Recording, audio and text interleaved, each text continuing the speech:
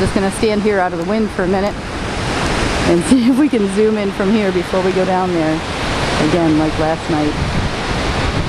That wind's going to make it hard to hear. Yep, they're rolling in.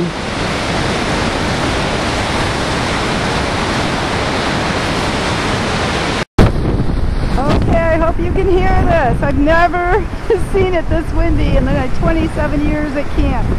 A little bit of damage here.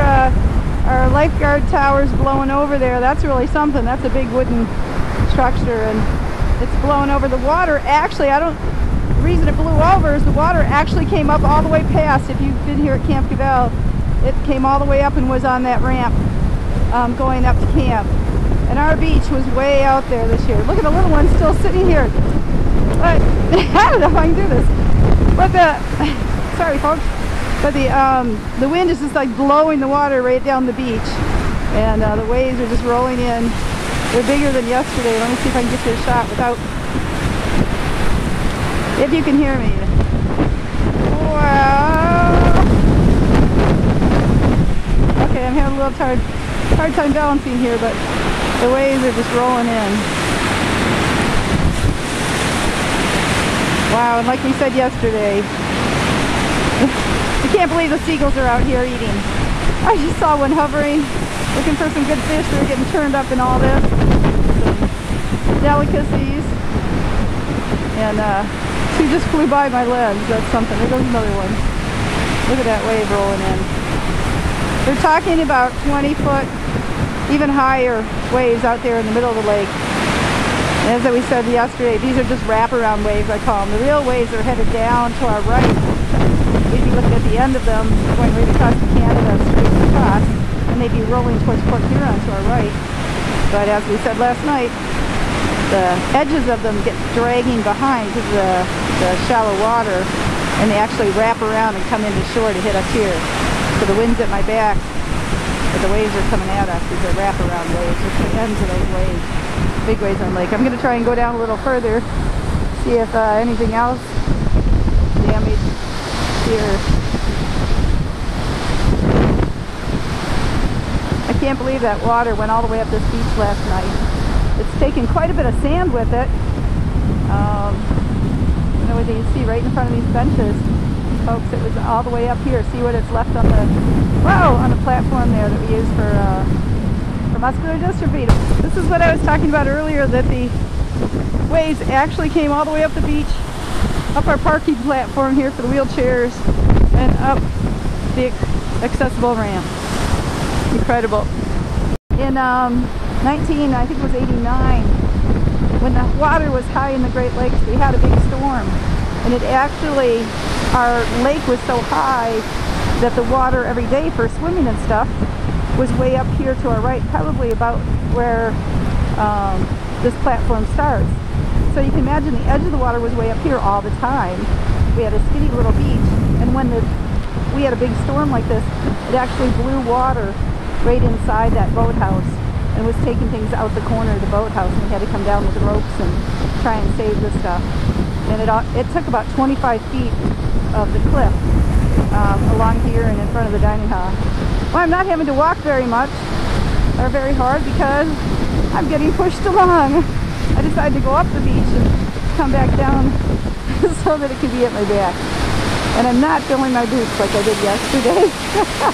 I was standing here just as much as it could be, nice and high. Ah! Not again!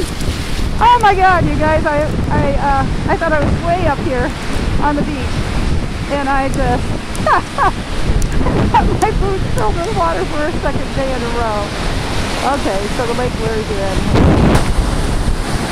Okay, I'm heading south down the beach. I just got my feet flooded again with water. It's very destructive. These waves are just coming up all the time. I've been here right about there, and all of a sudden, woo! A huge one came in and went all the way up there, and soaked my boots again. Okay, this is interesting. Oh my gosh. I don't know if anybody's ever seen this before. I haven't seen it in about maybe almost 20 years. This is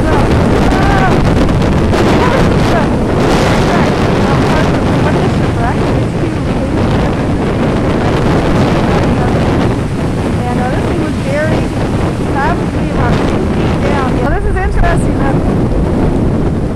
the stream's doing this because it's blocked off probably by waves throwing sand up at the opening. Whoa, but flooded down here on the beach, all around the campfire circle here.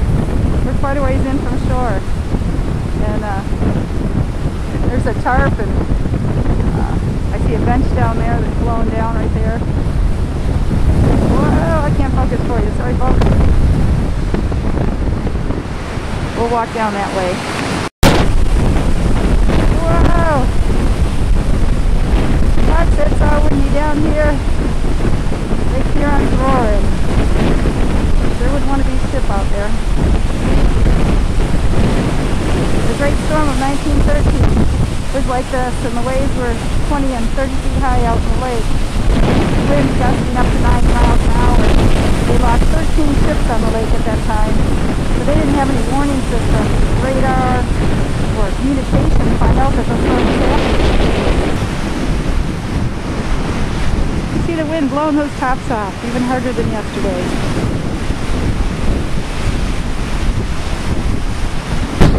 Okay, I think I'm going to have to walk back to the lifeguard tower backwards. The wind and sand's buffeting on the other direction. I'm leaning at probably a 15-degree angle back against the wind.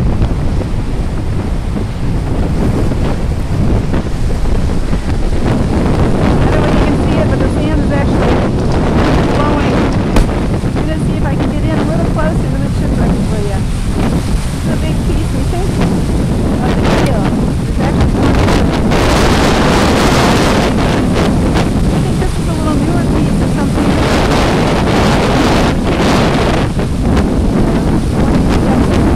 Underneath the lifeguard tower. See with the sailing schooner. And this one has a different type of iron bars that help put together iron pegs. Different size and shapes.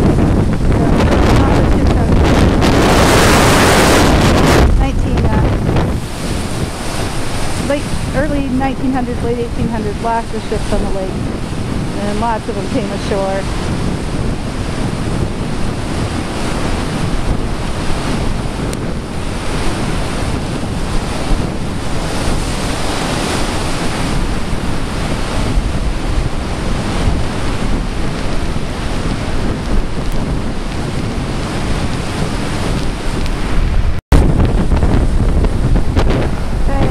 Get you some pictures with the winds buffeting me, and we're on the pier again.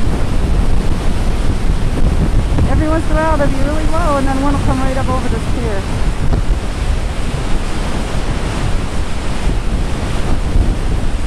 This is probably the highest winds I can remember in my 20-something years. Even we had a great storm in '89 that took a lot of property. The waves rolled up into Chicago, but nothing like this.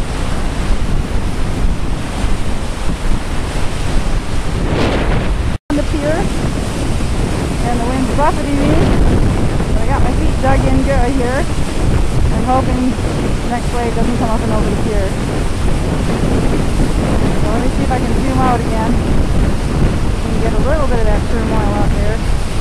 You see something flapping to your left, I'm trying to hold my coat so that it protects the camera lens. But it's making it like a sail. So I'll push it even harder, of course. No winning. Wow. Wish you could all be here to feel. Wow, there they are hitting the end of the pier, and hopefully not coming up here where I am. And the water running out beside us down here. You can see where the waters come up on the other side of the dike here, and it's actually taken the sand away, and we're down to roots. And really changed the beach scape here. Okay, I'm being pelted with rain, but it's awful cold down here. Here's some debris that was washed right up over the beach and is headed down to be put into the stream. And the stream is actually filled in with sand. This was an all open pond just yesterday. That sand that's out in front of us here. And the lake actually threw the sand all the way up the beach, all the way up, and filled filled the stream in. And here's the woods right there. If you were here for Halloween, you know that this pond was like 3 times the size and went almost to the lake. And this is all new sand here. It's completely filled it in. I know better than to go walk on that edge right there. As you walk on that edge, the sand has been thrown in so loosely it's actually saturated with the water from the stream. And you can sink up to 3 feet in that like quicksand. Okay! This is Julie signing off. I'm very wet and cold, even though I'm dressed for winter. The wind's buffeting, and I swear it's going to snow soon. So, signing off from YWCA Camp Cavell. Let's head up.